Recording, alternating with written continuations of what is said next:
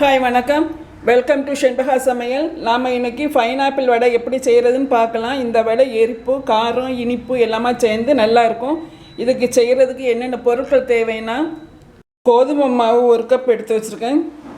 அதே கப் அளவுக்கு 1 கப்பு சோள மாவு, பாதி பைனாப்பிள் எடுத்துருக்கேன். சென்டரில் உள்ள கட்டியான பாகத்தை எடுத்துட்டு பாக்கி உள்ளதை எடுத்துக்கணும். 1/2 ஸ்பூன் ஆப்பச்சோடா, தேவையான அளவு கருவேப்பிலை, கொஞ்சமாக கொத்தமல்லி தழை கட் பண்ணி வச்சுருக்கேன், சின்னதாக கட் பண்ணிக்கணும்.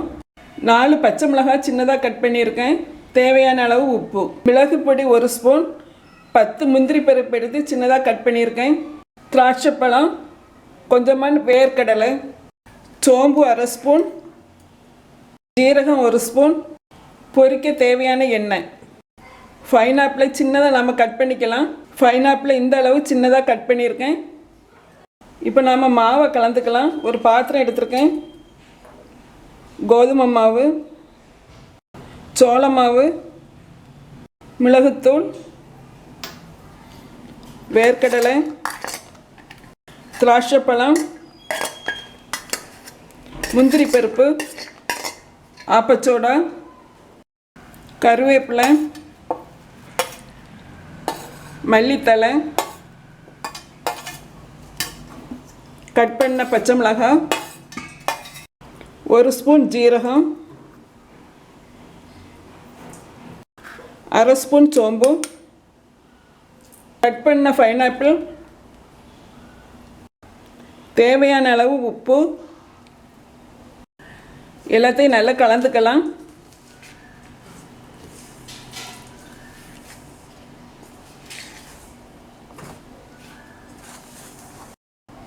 எல்லாம் கலந்தாச்சு. இதில் கொஞ்சமாக தண்ணி விட்டு நல்லா பிசைஞ்சுக்கலாம். நிறைய தண்ணி விடக்கூடாது. நம்ம வடை பதத்துக்கு கலந்துக்கணும்.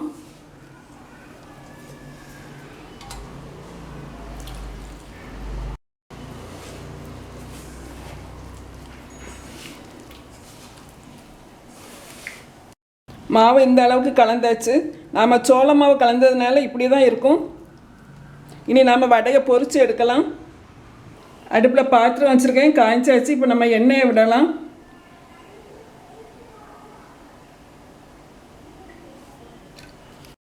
எண்ணெய் காய்ச்சாச்சான்னு பார்ப்போம். காய்ச்சாச்சு. இப்போ நம்ம வடையை பொரிக்கலாம்.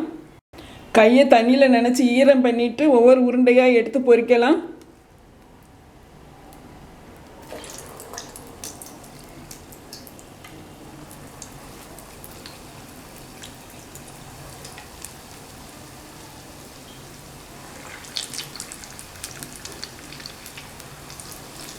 தீயை மிதமாக வைக்கணும்.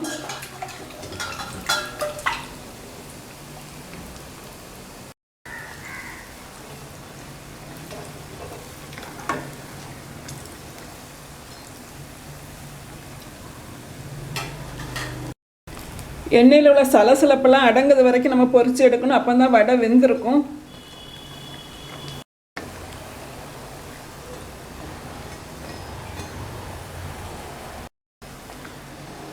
இந்த வடை கோதுமை மாவுக்கு பதில் மைதா மாவுலையும் செய்யலாம். வடை வெந்தாச்சு. இப்போ நம்ம எடுக்கலாம்.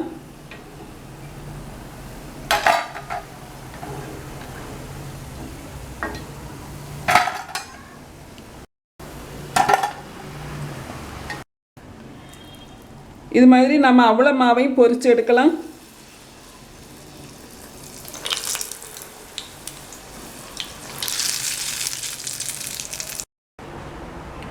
நமக்கு இப்போ பைனாப்பிள் வடை ரெடி ஆகியாச்சு. நல்ல ஸ்வீட்டாட்டும் இருக்கும், காரமாகவும் இருக்கும், நல்ல டேஸ்ட்டாட்டும் இருக்கும். கோதுமை மாவில் செய்ததுனால நல்ல சத்தும் கூட. எல்லோரும் செய்து பாருங்கள். மறக்காமல் சப்ஸ்கிரைப் பண்ணுங்கள், லைக் பண்ணுங்கள், ஷேர் பண்ணுங்கள். தேங்க்யூ.